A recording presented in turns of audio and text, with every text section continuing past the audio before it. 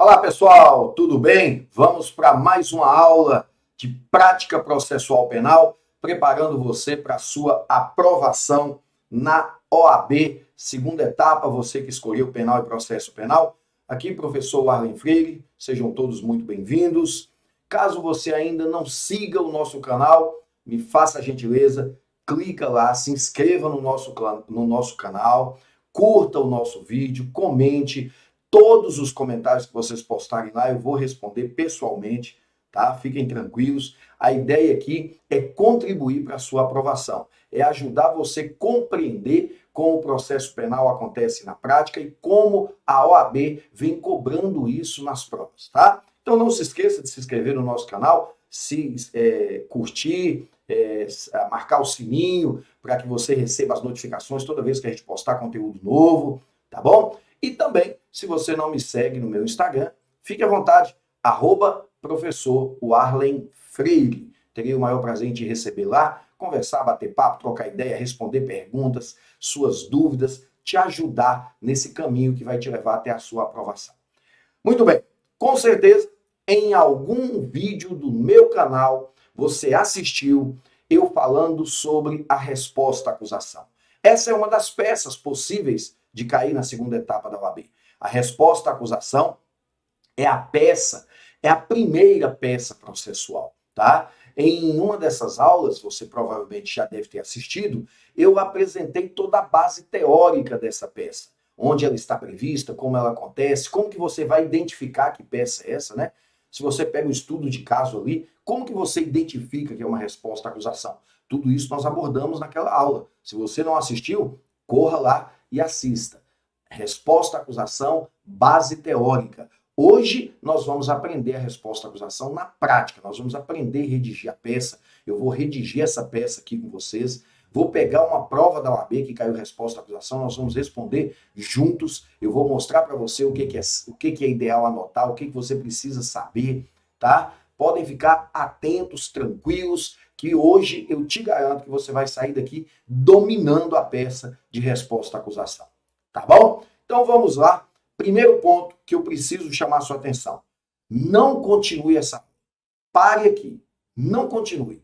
Se você não assistiu a aula onde eu falo da base teórica, onde eu falo de como é a peça, onde que está previsto, quais os artigos, o que alega, o que são preliminares, o que são teses de mérito. Se você não assistiu isso, não assista essa aula. Isso vai te confundir, não vai te ajudar. Me faça essa gentileza. Dê uma pausa, volta lá, procure no nosso canal a aula onde eu falo da base teórica da resposta à acusação. Depois, você volta aqui e dá continuidade. Se você já assistiu lá, então seja bem-vindo. Vamos entender como que isso acontece na prática. Primeiro ponto que eu quero chamar a atenção de vocês é sobre a formatação da peça. E aí nós vamos fazer isso aqui agora. Eu tenho aqui uma peça de resposta à acusação. Essa caiu na prova da OAB, 21º exame, e eu quero usar essa peça para trabalhar com vocês, tá? Aqui eu vou começar a mostrar para vocês o que é importante anotar, o que é importante destacar, como que eu vou saber. Aqui vocês vão lembrar do que eu disse na aula de base teórica, como que você vai identificar que isso aqui é uma resposta à acusação. Primeiro ponto, você vai ver que o réu foi denunciado. Segundo ponto, a questão não vai falar nada de audiência. Não vai se mencionar audiência aqui. Então só pode ser resposta, tá? E aí depois que nós apontarmos tudo que é interessante, nós vamos digitar a peça. Nós vamos entender como que redige essa peça, beleza? Então vamos lá, acompanhem comigo aqui, por favor. Aqui diz o seguinte: Gabriela, nascida, e aqui eu vou pegar o marca-texto, porque eu quero destacar aqui o que eu acho relevante e que depois você vai anotar no seu rascunho. Lembrando que na hora da prova, você está lendo o estudo de caso e você tem ali 5 folhas para você fazer rascunho. O que você vai anotar nessa folha? Tudo isso eu vou te explicar aqui agora. Então veja bem, Gabriela, nascida em 28 de abril de 1990. Primeiro ponto, todas as vezes que você estiver fazendo uma prova e que a questão mencionou a data de nascimento, pare e anote. Por quê? porque isso pode ter a ver com alguma atenuante, com prescrição, nós vamos entender. Então veja aqui, ó. Terminou o relacionamento amoroso com Patrick, não mais suportando as agressões físicas sofridas, sendo expulsa do imóvel em que residia, com o companheiro em comunidade carente na cidade de Fortaleza, Ceará, juntamente com o filho do casal de apenas 2 anos. Uma triste realidade que assola muitas mulheres nesse país. Sai de casa que não aguenta mais violência doméstica. Tudo bem, o cenário está desenhado. Uma mulher que saiu de casa, vítima de violência doméstica, com um filho de 2 anos no colo. Vamos ver o que aconteceu com Gabriela, tá? Depois nós vamos saber a data dos fatos e vamos calcular a idade dela, porque se ali falou a data de nascimento, tem alguma coisa importante para nós. Sem ter familiares no estado e nem outros conhecidos, passou a pernoitar com o filho em igrejas e outros locais de acesso público, alimentando-se a partir de ajudas recebidas de desconhecidos. Como eu havia previsto, uma situação de carência, de pobreza, de miserabilidade, de completo abandono, né? Nessa época, Gabriela fez amizade com Maria. Ó, surge aqui um outro nome, é bom que a gente anote, nós vamos provavelmente precisar desse nome, pode ser uma testemunha para se arrolar, se essa peça for de resposta à acusação. Lembrando que nesse momento você nem sabia qual peça era, né? Outra mulher em situação de rua, que frequentava os mesmos espaços que ela. No dia 24 de dezembro de 2010, não mais aguentando a situação e vendo o filho chorar e ficar doente em razão da ausência de alimentação, após não conseguir emprego ou ajuda, Gabriela decidiu ingressar em um grande supermercado da região, onde escondeu na roupa 2 pacotes de macarrão. Então vamos lá, aqui nós já podemos parar e trazer algumas observações. O fato aconteceu em 2010. Ela nasceu em 1990, portanto, ela tinha 20 anos. Ela ia fazer 21 em 2011. Então, eu já vou passar para o próximo slide aqui e vou fazer o seguinte. Vamos lá.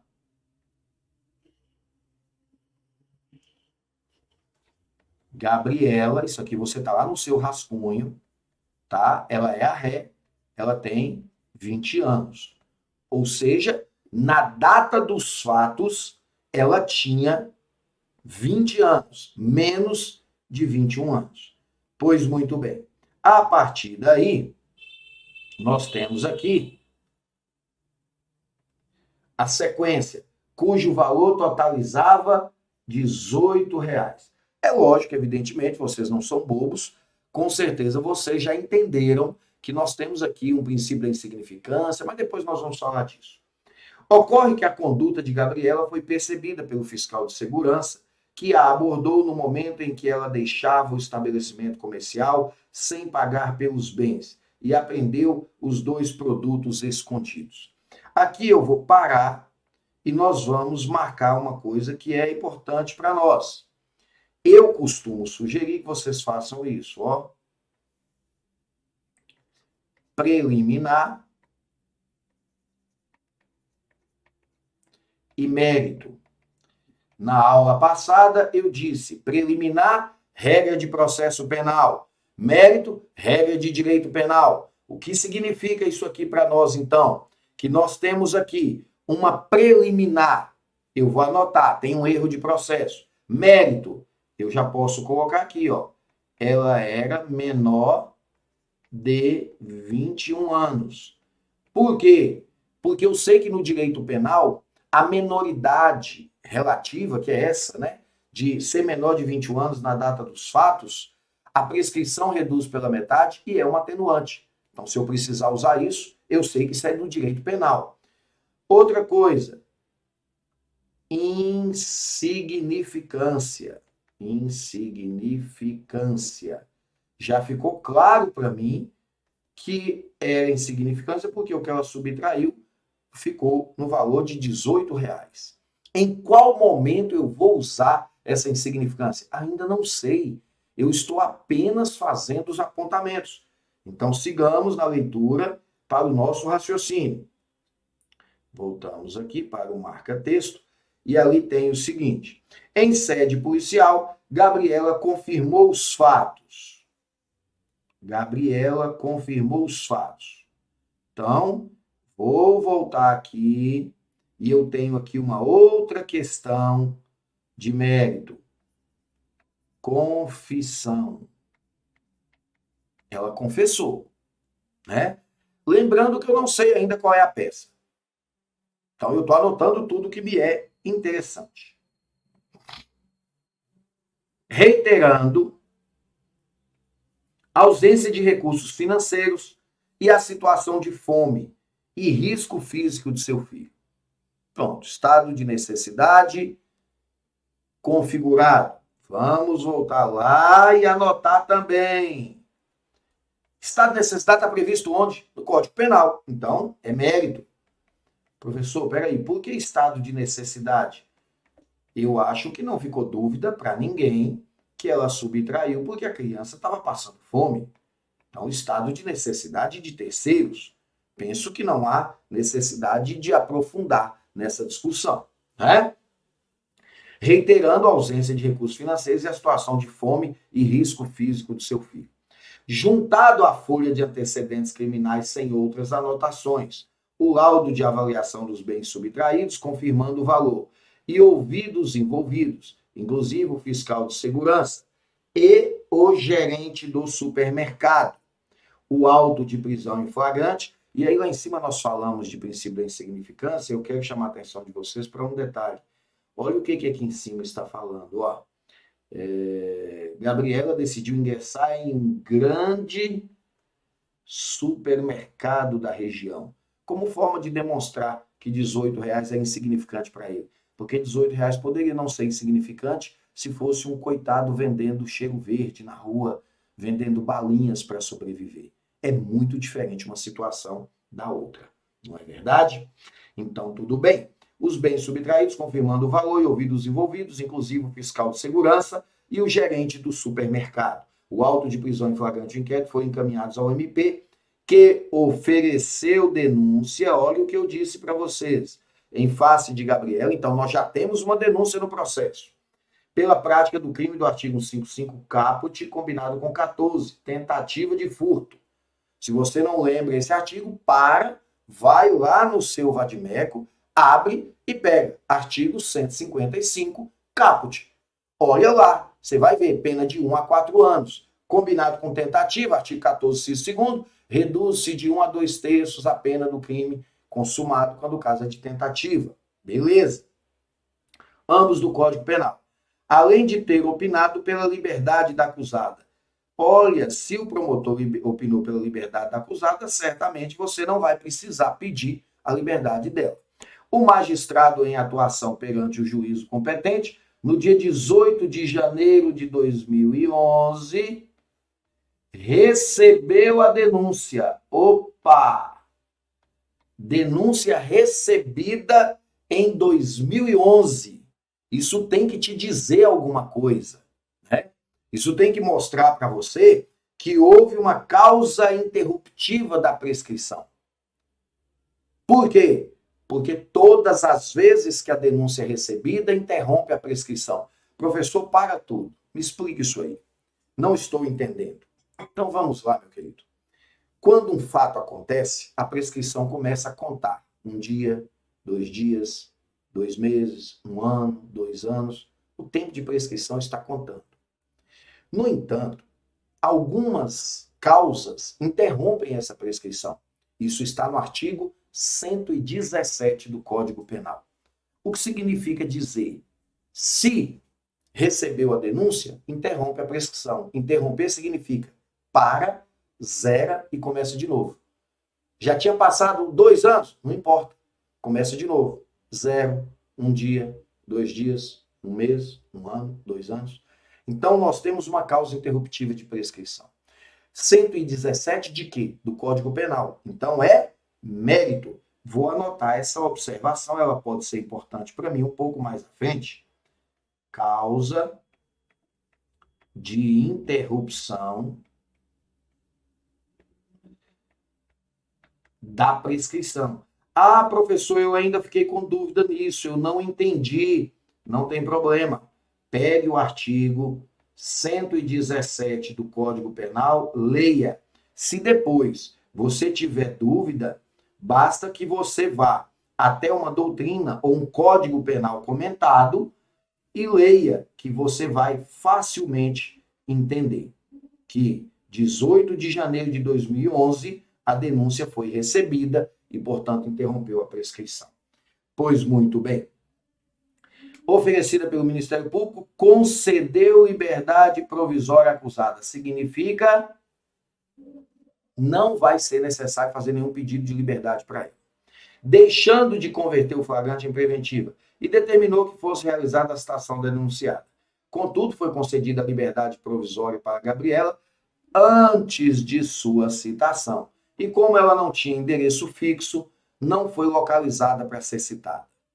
Opa! Não foi localizada para ser citada. Tudo bem. No ano de 2015, portanto, 4 anos depois, Gabriela consegue um emprego e fica em melhores condições. Em razão disso, procura um advogado, esclarecendo que nada sabe sobre o prosseguimento daquela ação, daquele processo que ela estava respondendo. Disse ainda que Maria, hoje residente na Rua X, olha a nossa eventual testemunha, na época dos fatos, também era moradora de rua e tinha conhecimento de suas dificuldades. Diante disso, 16 de março de 2015, numa segunda-feira, sendo terça-feira dia útil em todo o país, olha que coisa interessante, lembra que eu falei da contagem de prazo? Olha o AB já brincando com a gente aqui. Gabriela e o advogado comparecem ao cartório, onde são informados que o processo estava em seu regular prosseguimento desde 2011. Aqui eu faço uma pequena observação, nem tudo é de graça na prova da OAB. Algumas coisas vêm realmente para derrubar os alunos. Esse ponto em específico aqui tem essa intenção. Eu tenho certeza que todos vocês já estudaram as citações. Se não estudou ainda, aqui no nosso canal tem um vídeo específico sobre as citações no processo penal. Eu explico cada uma delas, inclusive trago questões já aplicadas na OAB cobrando citações. É uma matéria indispensável. A OAB cobra com muita frequência e isso aqui é um exemplo. Percebam, ela não foi encontrada para ser citada. E aí a gente sabe que quando o réu não é encontrado, a citação deve ser por edital. Citou por edital, se o réu não comparecer, suspende o processo, suspende o prazo prescricional. Ou seja, a prescrição não se contabiliza, ela não é contada. Isso quando o réu é citado por edital. Se você tem dúvidas, sugiro, vá lá no nosso canal, aqui no nosso canal, lá tem um vídeo, tá? Sobre citações. Dê uma estudada, você vai precisar disso, qualquer que seja a peça, qualquer que seja a prova que você for fazer. Então eu sugiro que assista depois.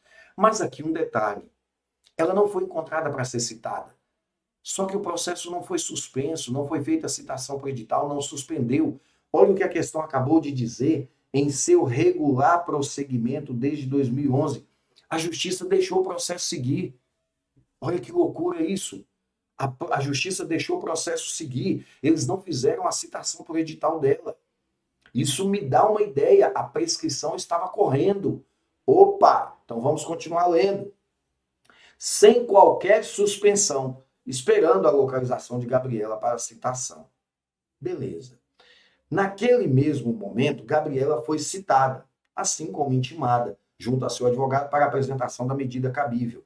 Cabe destacar que a ré, acompanhada de seu patrono, já manifestou desinteresse em aceitar a proposta de suspensão condicional do processo oferecida pelo MP.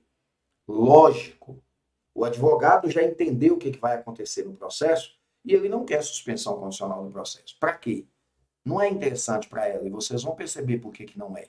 Mas observem que a questão já disse que ela não quer a suspensão condicional do processo. Então não adianta você arguir isso como preliminar. Não adianta. Tá? Não tem isso ali. Tudo bem. Considerando a situação narrada, apresente na qualidade de advogado de Gabriela a peça jurídica cabível, diferente de habeas corpus. Lógico, não pode ser habeas corpus.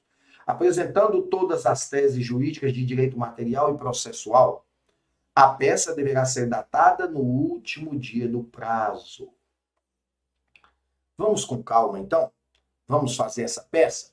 Vamos ver que bacana que é? Primeira coisa, eu quero chamar você para uma reflexão. Percebam. Lembra que nós falamos que ela tinha 20 anos e, tendo 20 anos, a prescrição reduz pela metade? Lembram-se disso? Pois muito bem. Então vamos raciocinar o seguinte: o crime é de furto. Então vamos anotar aqui: furto. Pena 1 a 4 anos.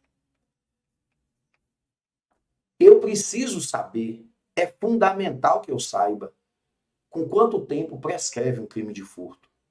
Então eu vou lá no artigo 109 do Código Penal, e se você não lembrar isso na hora da prova, não tem problema.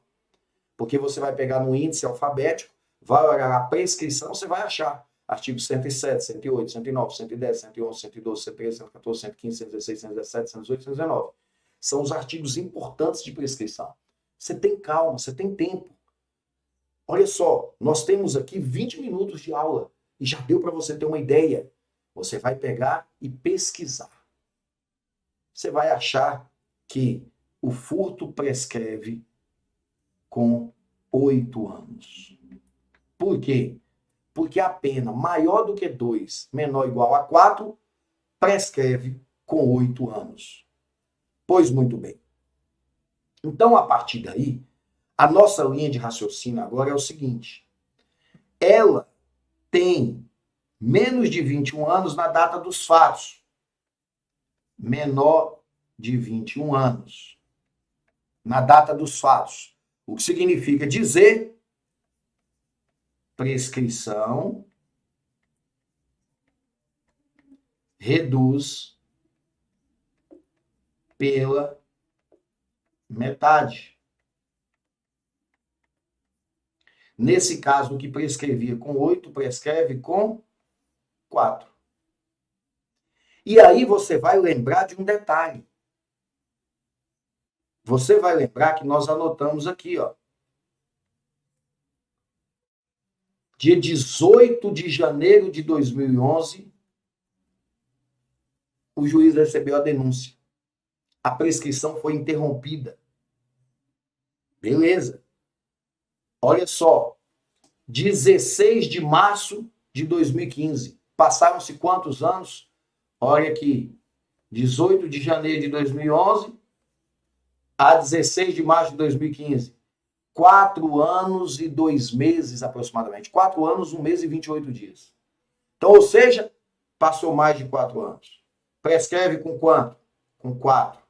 Qual é a conclusão que a gente chega? O crime está prescrito. E aí eu preciso chamar a atenção de vocês para um detalhe. Veja bem, prescrição é mérito. Está no direito penal, é mérito. Mas, na prova, eu vou arguir prescrição como preliminar de mérito. Por que como preliminar? Porque antes de eu discutir quem é o autor, qual o crime, o que aconteceu, se tem excludente, se não tem, eu vou provar que o crime está prescrito. Isso é que é importante. É a gente saber que o crime está prescrito. E vocês lembram daquela aula em que eu abordei a teoria da resposta à acusação? Que uma das hipóteses de absolvição é o inciso 4º do 397. Houver uma causa extintiva da punibilidade. Pois bem, estamos diante de uma causa extintiva da punibilidade. Prescrição em abstrato. Professor, como assim prescrição em abstrato? Percebam, a prescrição em abstrato é aquela que incide sobre a pena prevista na lei. Não é uma pena que foi aplicada pelo juiz. O juiz não aplicou nenhuma pena ainda. Essa prescrição está sendo contabilizada na forma abstrata. Só um minutinho.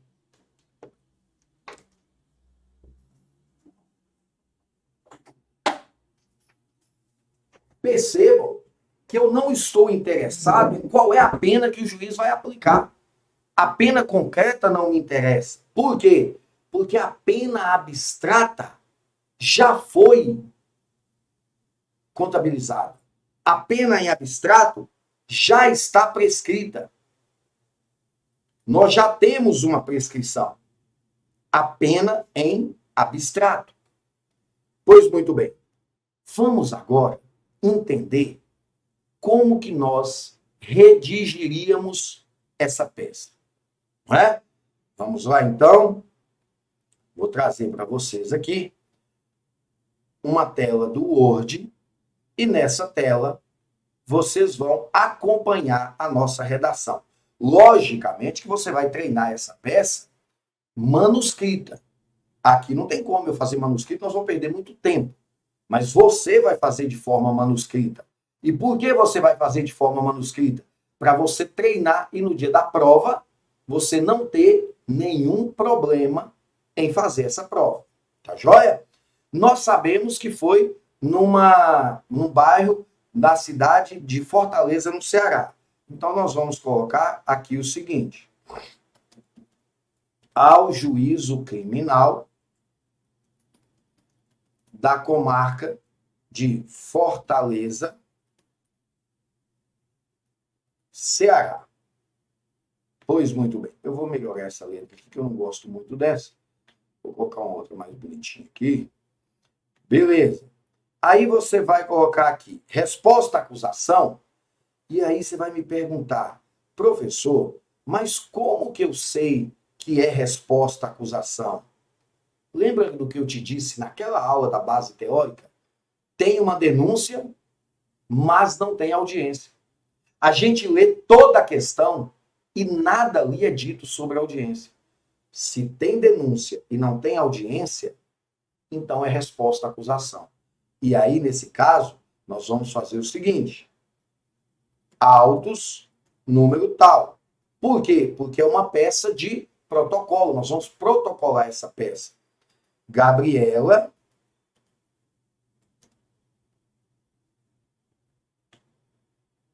já devidamente qualificada nos autos, vem em juízo, nada de excesso de informações, o mais básico que vocês puderem ser, tá? Eu direciono a peça ao juízo, não é ao juiz. Se você pegar o artigo 319 do CPC, Código de Processo Civil, que é o código responsável por nos ensinar a peticionar, lá estabelece: a petição deverá ser direcionada ao juízo, tá? Então, se eu estou me dirigindo ao juízo, juízo é órgão. Se é órgão, eu não vou chamá-lo de Vossa Excelência. Vem diante de Vossa Excelência? Não. De forma mais simples, vem em juízo por seu procurador legal, procuração anexa, apresentar aí o nome da nossa peça, resposta à acusação,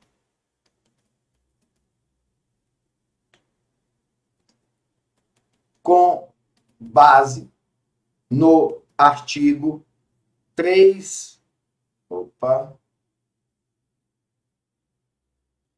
com base no artigo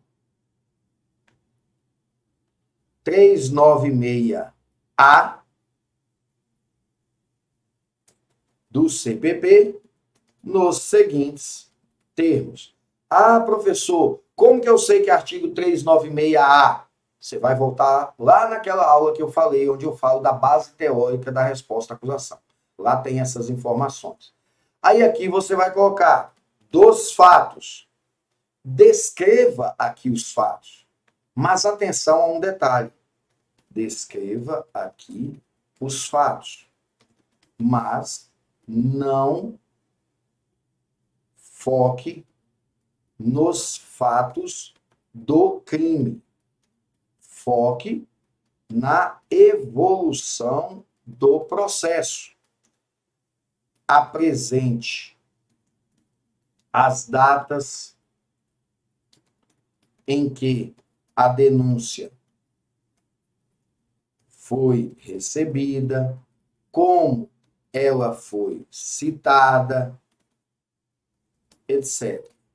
Aí, gente, eu chamo a atenção de vocês para um detalhe. Nesse momento, que no dia tal ela furtou que ela estava de roupa azul, roupa amarela. Não é isso. Fulana de tal, no dia tal, subtraiu um pacote de macarrão no supermercado. Foi presa em flagrante. O Ministério Público denunciou, opinou pela liberdade, o juiz, no dia tal, recebeu a denúncia e deferiu a liberdade. Ela foi colocada em liberdade sem devidamente citada. 5 anos depois, ela, juntamente com o advogado, procurou a secretaria no dia tal, onde foi efetivamente citada. Pronto. É isso. Sucinto, objetivo, frases curtas, de fácil compreensão. Tá joia? E aí, na sequência, você vem aqui, ó. Agora uma parte importante dos fundamentos jurídicos. Tem gente que coloca do direito, não tem problema. Tem gente que coloca dos argumentos jurídicos, tanto faz. Qual é meu primeiro argumento jurídico?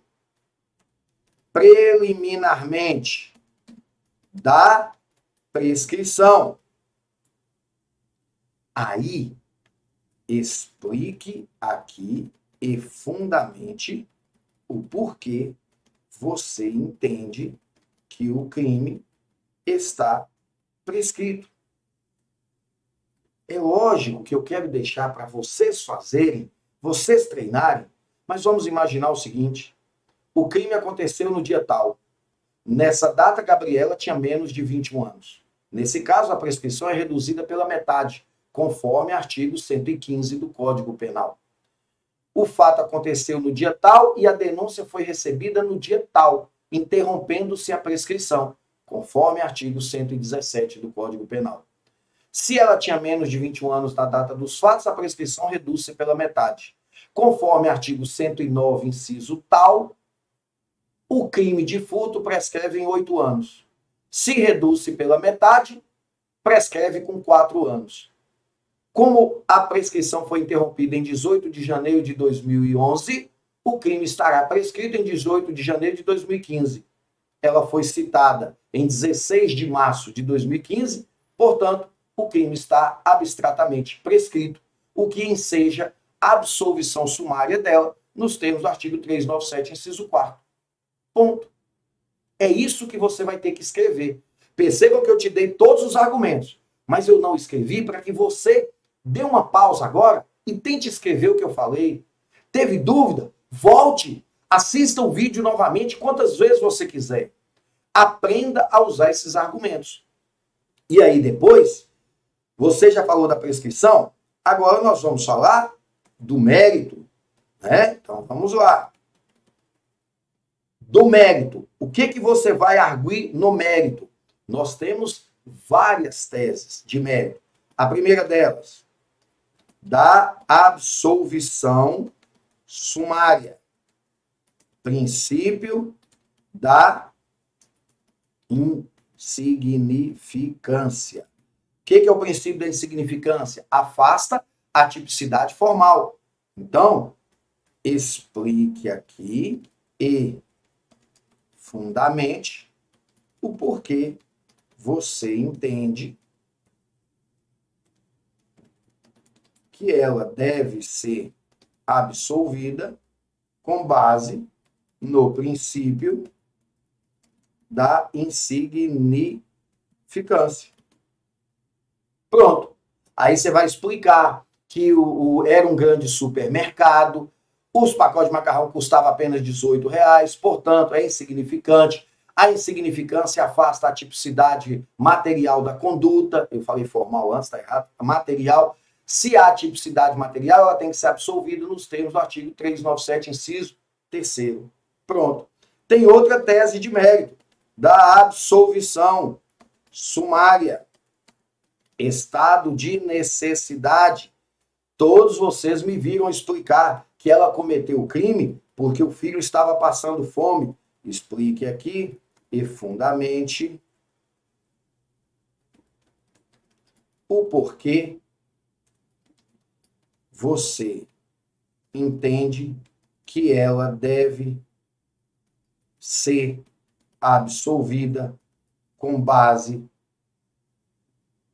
na causa excludente de ilicitude. Ou seja, estado de necessidade de terceiro. Pois muito bem.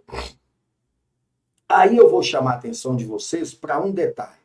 Eu quero voltar com vocês lá no nosso material para que vocês observem comigo essa situação aqui. Nós estamos fazendo uma resposta à acusação. Nós já entendemos que é resposta à acusação. Tudo bem. Se é resposta à acusação, eu vou arguir preliminares e vou pedir para absolver.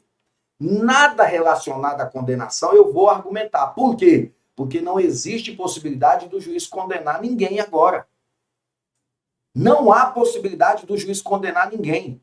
O juiz condena depois da audiência.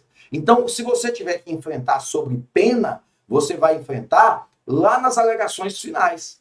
Agora não. Resposta à acusação, por isso eu disse, naquela aula onde eu falei da base teórica, que é uma das peças mais fáceis. E por que é? Porque você vai arguir preliminares e o mérito sempre será um dos incisos do 397. Você não vai falar nada de dosimetria de pena. Por quê? Porque não se fala em pena quando não se fala em condenação. Não há possibilidade de o juiz condenar nessa fase. Então percebam, ela é menor de 21 anos, nós já usamos. Princípio da insignificância, nós já usamos. Confissão, nós não vamos usar. Porque se nós fôssemos falar em condenação, eu ia pedir atenuante da confissão. Mas eu não falo em condenação na resposta à acusação. Anote isso, coloque o marca-texto, escreva em vermelho. Não se fala em pena e em condenação na resposta à acusação. Estado de necessidade, já usei. Causa de interrupção da prescrição, já usei. O que significa dizer tudo o que eu precisava, eu já utilizei. Então agora, nós vamos aqui estabelecer, baseado no que nós falamos na aula passada, nós vamos especificar a prova, da especificação de provas. Professor, mas onde isso? Lá no 396A, que eu te orientei a ler naquela aula que eu falei da base teórica. E aí, nesse caso, você pode colocar o seguinte, ó.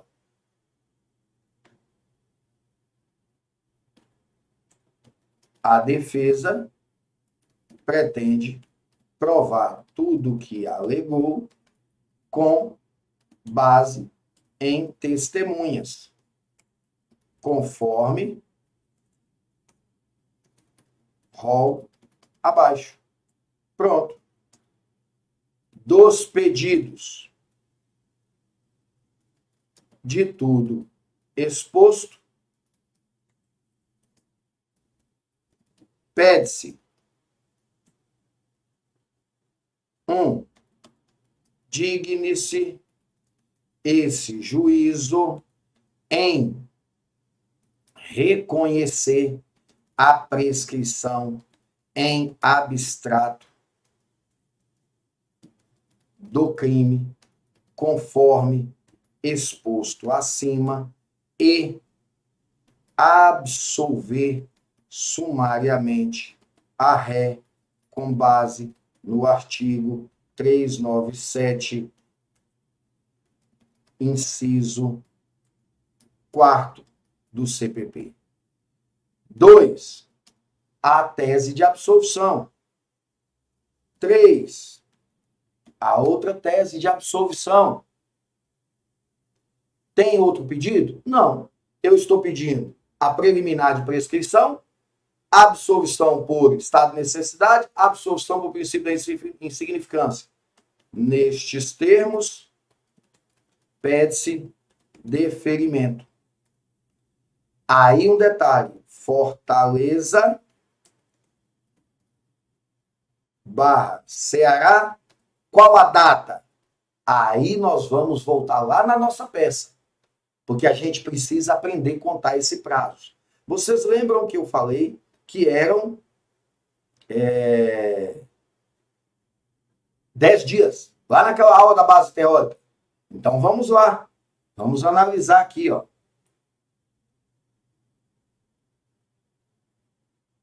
16 de março de 2015, ela foi intimada, sendo terça dia útil. Lembra que eu falei? Começa em dia útil. O que eu sugiro que vocês façam? Então, você vai colocar o seguinte, 16 de março, uma segunda-feira. O que eu sugiro que você faça? Lá na base do seu caderno, você vai colocar aqui, ó, 16, 17, 18, 19, 20, 21, 22, 23, 24, 25, 26, 27. Aí aqui é segunda, terça, quarta, quinta, sexta, sábado, domingo, segunda, terça, quarta, quinta, sexta. E aí, não são 10 dias? São. Esses 10 dias começam em dia útil? Sim. Citou aqui dia 16, então 1, 2, 3, 4, 5, 6, 7, 8, 9, 10. Dia 26, quarta-feira. Vamos voltar aqui de qual mês mesmo? 26 de março, numa quarta-feira. Então, vamos colocar isso em nossa peça. 26 de março de 15. Peraí. Nós bagunçamos o correio de seus aí, né? 26 de março de 2015. Essa é a data. Aqui, ADV barra OAB. Aqui, gente, um detalhe que vocês não podem se esquecer nunca. Por favor, nunca se esqueçam disso. Não coloque seu nome na prova da OAB. Não se identifique. Por favor, não faça isso. Se você colocar lá, advogado fulano, OAB 1234, zerou sua peça. O edital da prova da OAB estabelece isso. Você não pode colocar traços que permitam a sua identificação. Então, você vai colocar ADV barra OAB. Nada de OAB XXX, XYZ, 1, 2, 3, nada disso. ADV barra OAB. E está faltando uma coisa na nossa peça. Né? Vamos aqui. Rol de testemunhas. 1. Quem é a primeira testemunha que nós vamos colocar? Maria, residente na rua X. Foi o sistema que falou. Se você quiser rolar aqui o gerente do supermercado, você coloca gerente do supermercado. Pronto. Esse é o seu rol de testemunhas. Fugiu a tela para você, né? Olha lá. Esse é o seu rol de testemunhas. Maria, residente na rua X, gerente de supermercado. Se você quisesse colocar qualquer outra pessoa, você poderia colocar. Beleza? Um detalhe importante. Vou salvar esse documento do Word. Vou salvar esse material que nós usamos, rabiscamos, e vou anexar nesse vídeo. Logo abaixo desse vídeo aqui vai ter esse material de apoio para que vocês possam estudar. Beleza? Tranquilo demais, né? Mas lembre-se, quanto mais você treinar essa peça, mais facilidade você terá para responder as peças que virão depois, que serão memoriais, recurso de apelação, recurso sentido estrito, agravo em execução, revisão criminal. São as peças possíveis de cair na prova da OAB. Beleza? Aqui é o ponto de partida, com mais tranquilidade, uma peça mais simples, para você entender como que acontece. Sugestão? Termina a aula, tenta fazer essa peça sozinho, sem ler nada, sem olhar nada. Tente fazer, eu tenho certeza que você vai conseguir. Um grande abraço e a gente se vê nas próximas aulas. Valeu, tchau!